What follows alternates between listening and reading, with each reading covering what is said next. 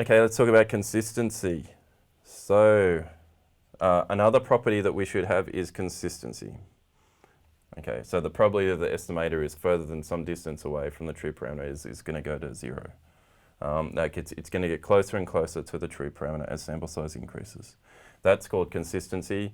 We want any sensible estimator should be consistent, because if you keep sampling forever and ever and ever, you should go to the right answer. If you're not going to the right answer, then what are you doing, really?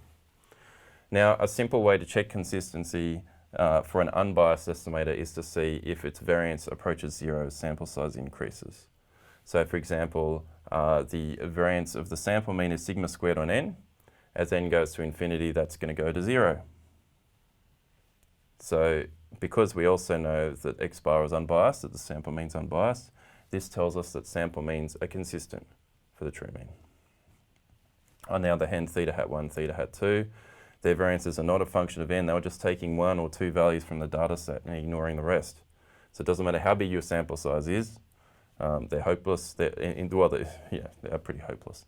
It doesn't matter how big your sample size is, their variance is not going to go to 0, so they are not consistent. Theta hat 3 is also not consistent because it was biased.